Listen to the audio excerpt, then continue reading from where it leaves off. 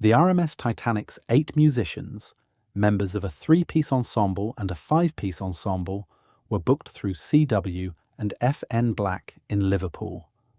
The musicians on the Titanic were paid a salary of £6 and 10 shillings per month, along with a uniform allowance of 10 shillings per month, but their pay may have been reduced before the ship's final voyage. The musician's salary would be roughly $780 per month.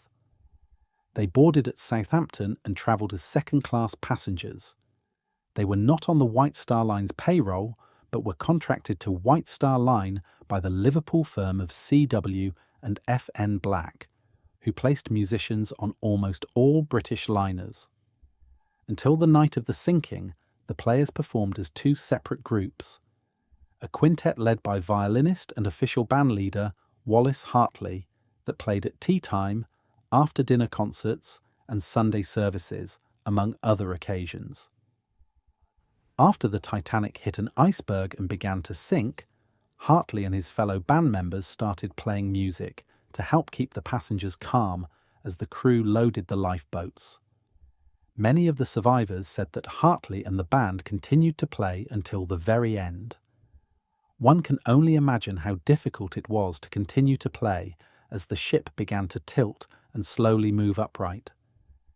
We know from a report to the Trade Union of Musicians of Britain that none of these men were wearing life jackets. As once said by second-class passenger Lawrence Beasley, who recalled the incredible dignity of these humble players.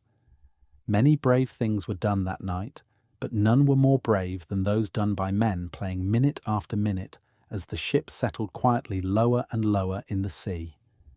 The music they played served alike as their own immortal requiem and their right to be recalled on the scrolls of undying fame.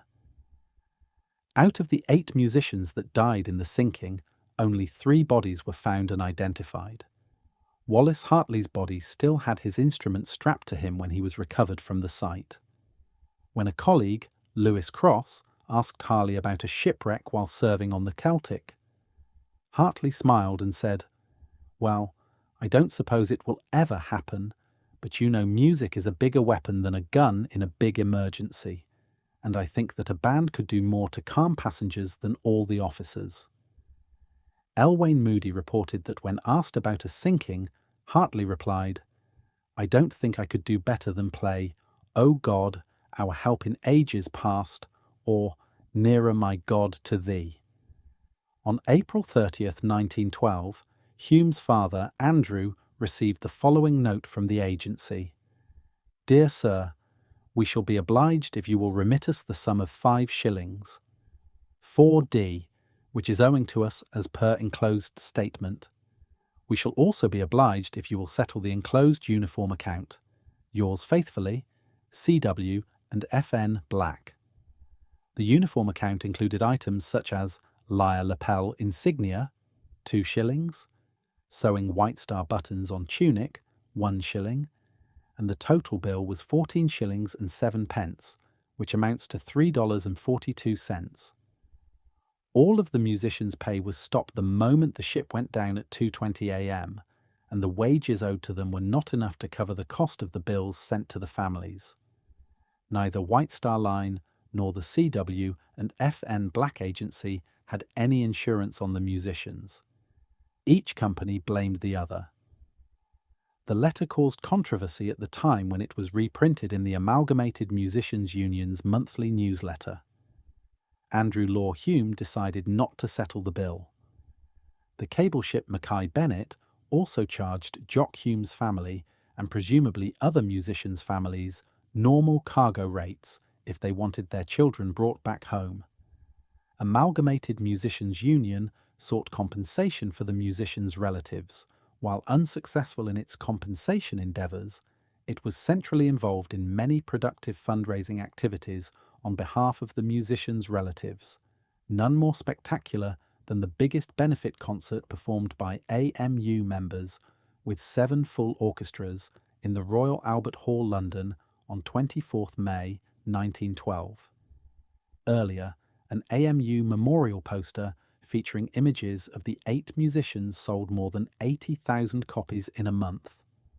The body of John Hume, the band's pianist, was recovered and buried in his hometown of Dumfries, Scotland, where a plaque was dedicated to him. The body of George Crins, the band's cellist, was recovered and buried in Fairview Cemetery in Halifax, Nova Scotia, Canada, where many Titanic victims are also buried. Then on May 18, 1912, the body of bandmaster Wallace Hartley was laid to rest in what some called pageantry beyond belief.